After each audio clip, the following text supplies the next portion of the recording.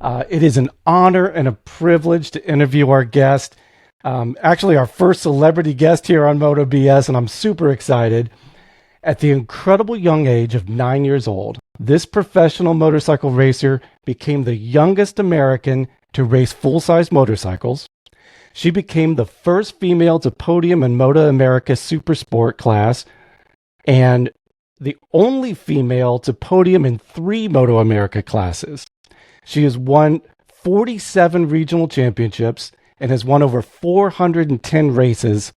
She now races with Rahal Ducati Moto with XPEL in the Moto America Super Sport class. It is my honor to introduce our guest today, none other than Kayla Yaakov. Kayla, welcome.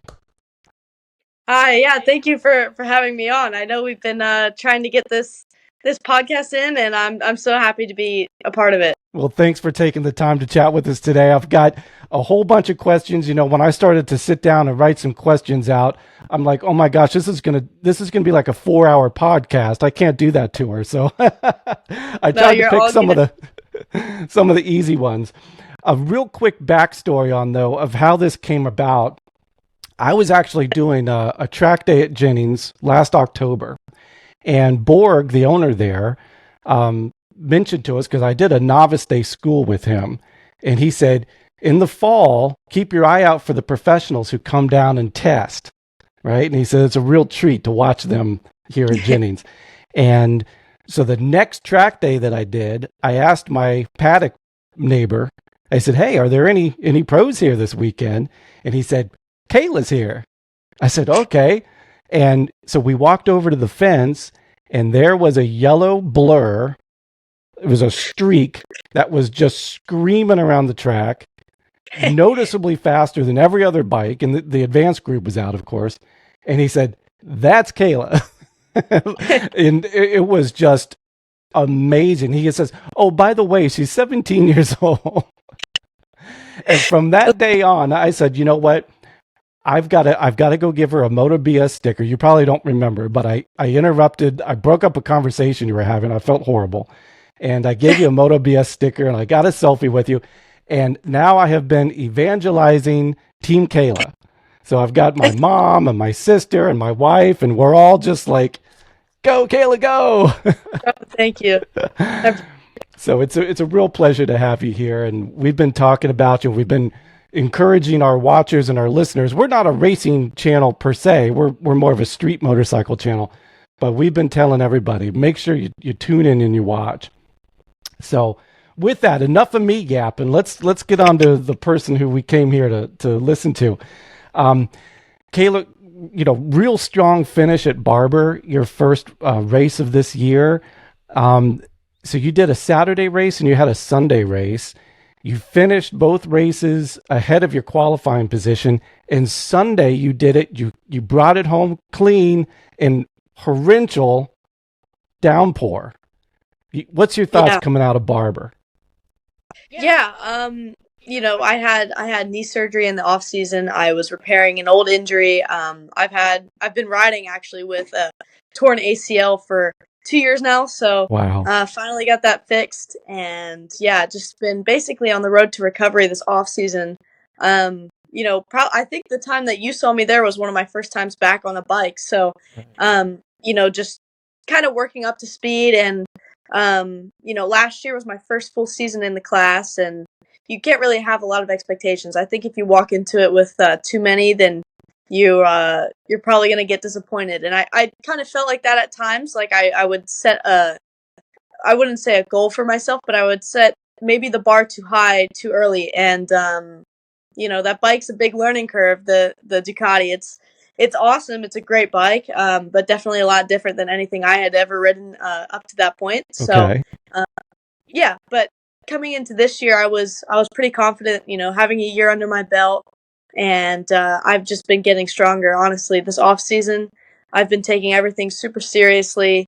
I've gained so much muscle in the last few months, just pushing really hard, and I think it's starting to pay off. Obviously, the race was really good at Barber. We were able to get a top 5 in race 1. The race got stopped, unfortunately, due to a red flag, which you never like to see, but I was I hunted down fourth place pretty about midway through the race and was trying to set up for a pass, but that's when the red flag came out. So unfortunately, we couldn't make that happen. But it was cool to start. Now we're running up front, and I was able to do that a little bit at the middle of last year. So to be there early on is great, and hopefully we can carry that momentum into the rest of the year. And then, like you said, Sunday was kind of a different story. It was torrential downpours and super sketchy. Like, honestly, probably one of the most sketchy races I've ever had. And I told myself, after the warm-up lap, because we got a warm-up early in the morning, and I actually didn't get a lot of laps in because we had a mechanical. So I was in and out of the pits the whole time and only had one time lap. So it was pretty hectic in the morning, not knowing the conditions really and kind of guessing with setup. And I knew right on my warm-up lap that, okay, this is going to be a tough race. Right. And I told myself I just have to finish as high as I can, and this is what it's going to be. I knew I was going to be uncomfortable, and it wasn't worth hurting myself or throwing it down the road so early on in the season when I could just get the points. Yeah. And we were walking out of Barber tied for fifth in points, and we'll see, man. It's tough. Well, in your mind, I know you're focused on doing what you need to do out there on the track, but were you expecting that race to be red flagged at all? Because there were times during that race where it was just pouring so hard. If it had been a car race, they would have red flagged it. Yeah. You never hope for a red flag because that usually means something bad happened, but you want to, like, in that case for me, I was really hoping for a race stoppage, honestly, because it was not so much like from the track standpoint, because the track was bad, but we're all dealing with the same track, and as much as I don't think we should have raced at that time, it is what it is. Yeah, I was hoping because my setup was just not what I would have wanted, and that's really no fault to like my team or anything. It was just we've been changing so many parts on the bike, and honestly, I haven't had a lot of testing time, especially with my knee and my knee surgery in the off season. That wet setup was something that we hadn't really talked about. So as much as I've been a pretty good rain rider in the past, a lot of what happens with speed for me is comfort. I need to have a lot of comfort before I can go at my maximum, and I just wasn't comfortable that day. But like I said, we brought home points, and that's it was a strong finish in such conditions. So congratulations on that. Top 10 is still good. I mean, last year I finished that was pretty much my average finish, and I got to that where I was uncomfortable, and in the past where I've been uncomfortable, I've been a lot farther back. So happy about that. You mentioned your injury. Was that a factor in skipping Daytona this year? Now, just a reminder to our audience that Daytona isn't a points race. That's correct, right, Kayla? So did that factor your injury plus it not being a points race? You were like, hey, let's just go towards Barber. And like I said, I had an injury. We got so many new parts to our bikes, and we figured that time is better for testing for us rather than to basically waste a lot of resources on Daytona. My injury played a big part. Also, Graham wants the championship, so all three of us riders are doing the best thing we can and doing the best we can to be ready for the points paying round. So that was a big factor as to why we didn't race that. So you mentioned Graham. Graham is Graham Rahal, which some of you may know from auto racing. He's the son of famous Bobby Rahal, who I grew up watching as a kid, and Graham is now a race-winning IndyCar driver, and he owns Rahal. What is it? It's Rahal Ducati Moto. Is that the official name? Okay, that is. Yeah. So he owns the team, and he's I think he has a Ducati dealership, right? Is that the connection there? Yeah, he has a couple. It's Ducati Indy and Ducati Cleveland are his little branches there. Okay. Has he invited you out to an IndyCar race? Yeah, I actually, so I was supposed to go to the 500 and I ended up not being able to make it, but I did go to St. Petersburg from last year, which was actually right after the Daytona 200. in 2024, and then I also went to Mid Ohio, which both of those races were really cool. The fan atmosphere was great, and yeah, it was pretty cool to see his side of the sport when he can now come and see what road racing and motorcycle racing looks like. Right. I know he's a big motorcycle fan. There's some videos of him on YouTube where he gives a walk around through his garage with a bunch of classic Ducatis and new Ducatis. So, speaking of Ducatis, you mentioned the bike you're racing on now, which is the Panigale V2. Is that correct? Yes. Okay. Yep. And I read an article earlier this year that said there were plans for you and your team to move to superbike class at some point, and that would be moving up to the V4 also, right? Yep. And have you had a chance to shake those bikes down? So originally, kind of our plan was to go into this 2025 season with the superbike program. That's kind of what we had talked about in 2024. The end of 2023, early 2024. But then as we got to the end of the season, kind of I guess I would say our goals would change. We wanted, especially Graham, we want to win that championship for him and put a number one on the bike. Mm-hmm. And yeah, I mean, I think definitely his goal is for sure to go to superbike. And I could still see that happening. You know, I don't want to say maybe in this year, I don't know, but you know, anything could happen. And if he feels like the team's ready and we're ready, we could go to superbike. You know, being the team. And but yeah, for me personally, I have a Ducati V4 personal bike that I use for training and for coaching. So I have been able to get on the V4 just a little bit and have a little fun on it. Oh wow, that sounds awesome. Now that's not a street bike; that's a race prep track bike. That one's kind of in between. Okay. We've been working to get it more race ready, but it's not a bike that we'd be running if we were going to run a superbike championship. It's just my own personal bike. Is that the red one you put on your Instagram page? Yeah. Okay, beautiful bike, beautiful. I love it. Because that's when you were asking your fans, what do you like better, the yellow or the red? Yeah. And what was the verdict on that? Did more people like the red, I would assume, right? I think it was the red, but it was actually pretty close. Yeah. That's cool. I love it. Especially with Ducati is the bike to have with MotoGP now. They're dominating with the factory team over there, and even some of the independent teams are doing really well. You mentioned your team, Kayla.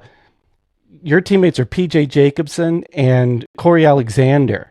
What's your relationship like with them as teammates? Do you share information, or is it super competitive? Or what's the dynamic there?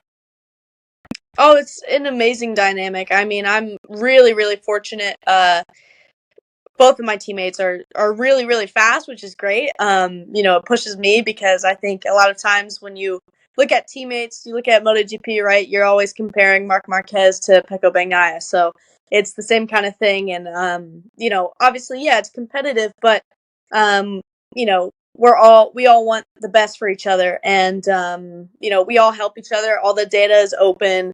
I can walk up to Corey or PJ whenever and ask them, hey, in this section of the track, what are you doing differently? And they'll tell me an honest answer, which is kind of something, unfortunately is kind of hard to get by in a paddock like that because everyone wants to win and some people might not be, very open to sharing stuff like that. So, these guys are really good and really just want the best for me and the best for the team. And I think that's a really great dynamic. I'm happy that all three of us are back for this year. So, obviously that makes testing and, trying to get parts on the bike, the new parts that I had talked about before, sorted out a lot easier and sooner. Right. That's awesome to hear. You're a real powerhouse team, and it's just going to be so much fun now that the full season is underway here. I am literally counting the days down until the next race, which is coming up May 2nd through the 4th at Atlanta. So everybody's got to make sure to tune in. And if you're close enough, definitely go to Atlanta there and watch Kayla and PJ and Corey just kick butt on the Atlanta Speedway there. That'd be awesome. Um, Kayla, you were featured on numerous episodes of Moto America's video series, Pressure to Rise. And on one episode, it follows you and your dad as you headed to Italy last year for a one-off race in the Italian Supersport Championship, where you climbed 11 positions in 13-lap race.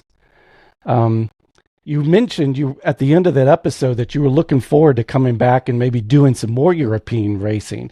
What's on the cards? What's in your long-term vision for that? Is that something you're still interested in? Yeah, for sure.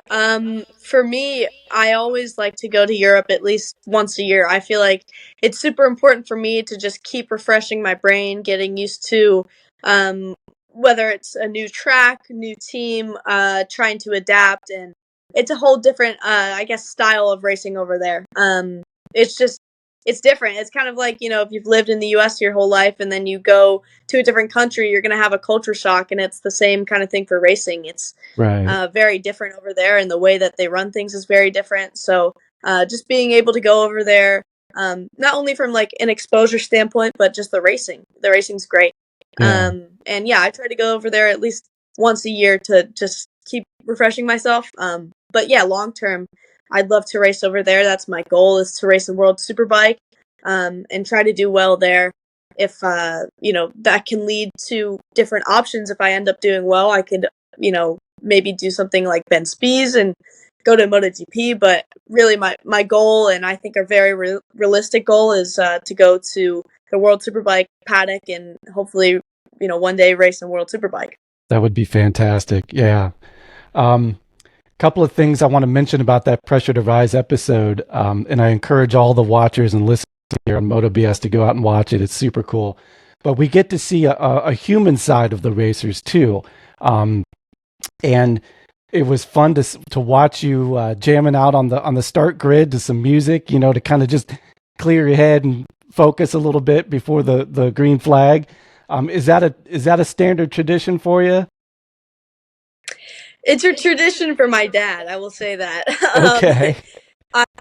I've it's been something I've basically done since I started. I can't even remember. It's been forever. He's always played the same song over and over again to me. It's if you're wondering, it's Godsmack I Stand Alone. It's from the Scorpion King movie. So yeah, he loves that band, he loves that song, and he's just always played it for me. And then every single race weekend, every single race he's playing it. And yeah, it's gotten pretty annoying over the last few years, but it's a thing, so That's I let awesome. it happen. Yeah, it just gets me now it kind of gets me happy and kind of relaxed before the race. Before, maybe it got me pumped up a little bit more, but now it's kind of just funny, and gets me. I guess the pre-race jitters aren't as bad, I guess. Right. Well, that's a good segue too, because on your Instagram recently, you posted your new helmet graphic for this season, and it's super cool. And on the back of it, it has your name, Kayla, and you have it in the Korn font, right? Korn, the band. Yeah. Was that your Yep. design, or how did that come about? Yeah, it was one of my ideas for the shirt. So I did a line with actually one of Corey's clothing brands. It's Defy All Odds, and we had been talking about it forever. And he asked me, "What are you kind of looking for?" And I said, what would be really cool is if we did something kind of hard, like hard and metal. Like, I love music. I mean, in the back I got my guitars and stuff, and music's a big part of Awesome. music's a big part of my life. So I kind of wanted to do something hard and edgy and just cool, and a design that looked really cool from afar. And just the Korn font fit perfectly. One of my favorite bands ever. And the Anarchy A was super cool because I feel like that represents a lot of what I do in the sport. And I was stoked with how it came out. Corey and his designers kind of figured out how to do it correctly, but it was partially my idea for that. Oh, it's a sick helmet, and absolutely love it. It's a very cool idea. Have you been racing with HGC for long? That's your preferred helmet brand, right? Yeah, I've been with HJC now for I guess probably 4 years now, 4 or 5 Wow. years. Okay. I'm curious. I'm kind of a helmet buff, so I was like, oh, she likes the Yeah. HJCs. That's cool. Um, let's see here. We're winding up here, Kayla. I know you're running out of time. Um, you mentioned your dad, and I don't think I. It's a big part of your story in air quotes, story in air quotes. You and your dad, right? He travels with you. He's part of your team. What's his title there? Is he your mechanic? So on our team, I have two mechanics. I guess you could say my A kind of crew chief kind of mechanic, Michael Godin, who's absolutely amazing. Love him. Who He's was in the he's Pressure to like my Rise main episode guy. I mentioned? Yeah. Yeah, yeah. I basically crew chief. He's my crew chief. I go to him after each session and even during a session and just tell him what I'm kind of feeling with the bike, and he'll try to make a change and help fix a problem. Then my B mechanic is Will, and my dad basically has done tires for our team for actually last year and now pretty much officially this year. And just helps out with that, making sure things are getting mounted and Mhm. just an extra set of hands because you could always have more. So yeah. Right. Well, that's cool. You obviously have a great relationship. You guys travel. You're nonstop. You're traveling all around the country and the world. So what's that like? Is that just do you ever need like Kayla space where I'm like I just need to be alone? Yeah, I mean I think everyone can kind of relate, you're traveling or you're around your dad for so long and you're just like, okay, I need my own time right now because this is not going to end up very good if Yeah. I stay here right now. But um it's great. I'm glad I have him in my corner. He does a lot for me, and obviously I wouldn't be where I am now without him.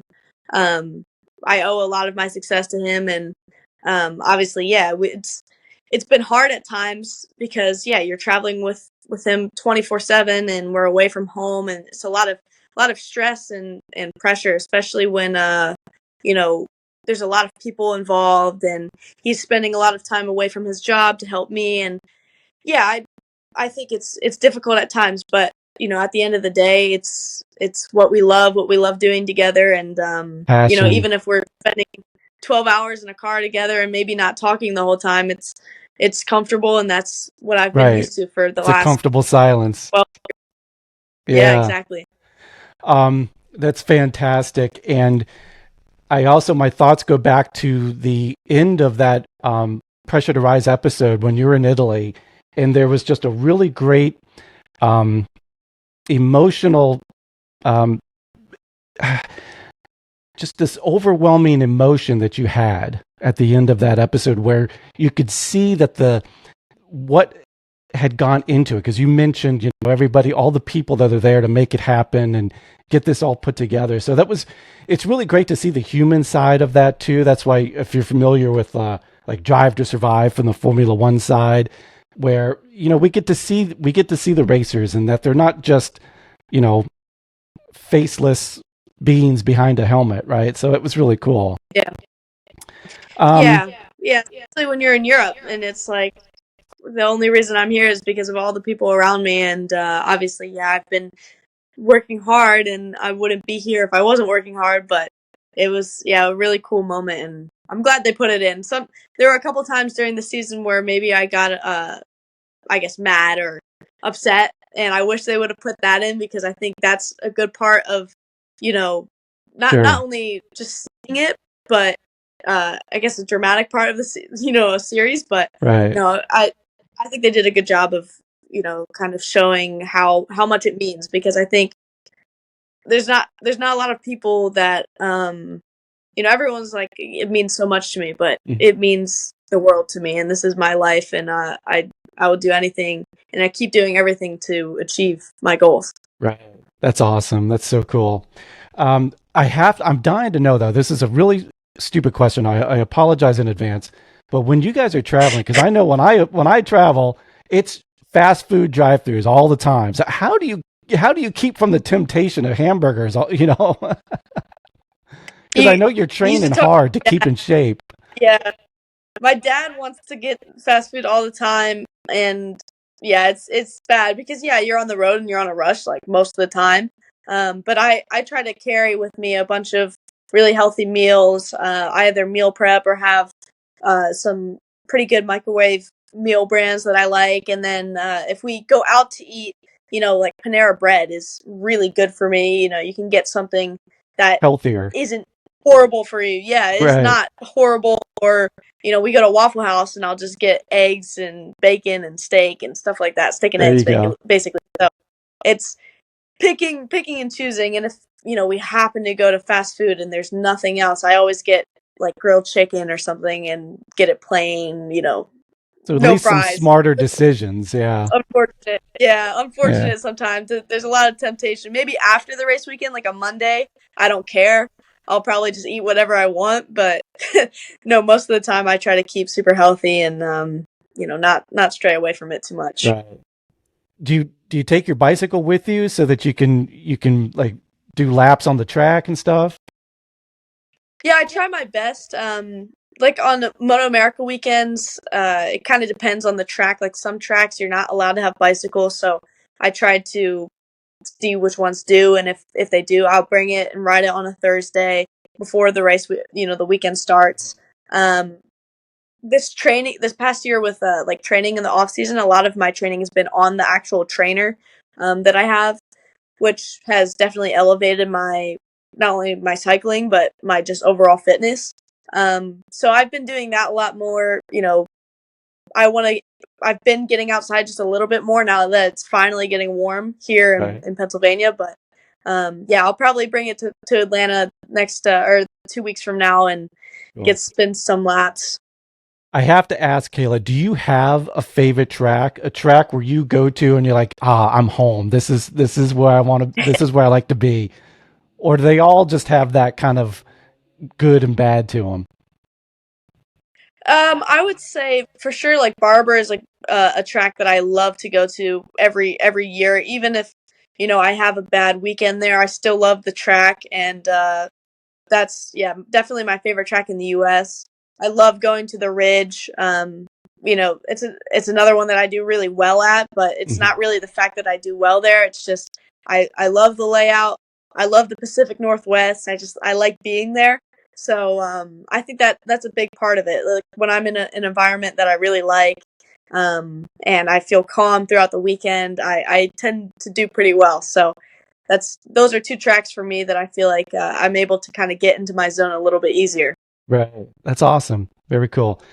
I want to mention as we wrap up here, Kayla, that professional racers are always on the move. You always have commitments and you're traveling. So you're not just sitting around waiting from, between races. And you also do private coaching sessions where people can hire you and you'll give them professional advice on how to shave tints off their lap. I'm curious to know, um, do you usually work with advanced riders that are going for PBs, or is it the whole gamut of people?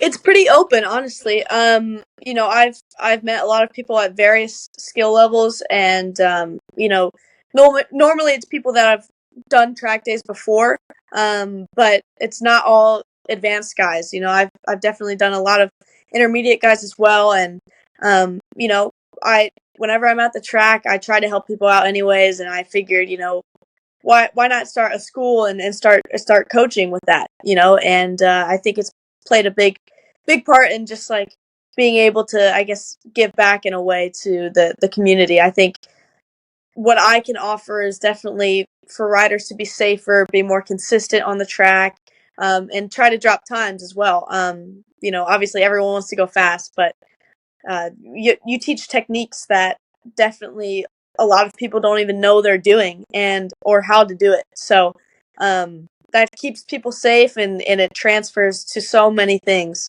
And yeah, I just love to do it, have fun. Obviously I was down at Jennings doing it a lot, and I'll be all across the country doing some coaching throughout the season. And yeah, just if anyone wants coaching, let me know. I'm available. Just And, DM me. and Uh, how would they, so DM you on your Instagram? Is that the best way to get a hold of you there? Yeah, so you could go to my Instagram, my Facebook, direct message me. I have a website as well that has contact info. It's just KaylaYaakov.com, I believe. Okay. And I'll put that in the description. Yeah. yeah, it has all my contact information there. And if you're ever interested, just let me know. I can hopefully get you to drop your times and to be a little bit more safe around the track.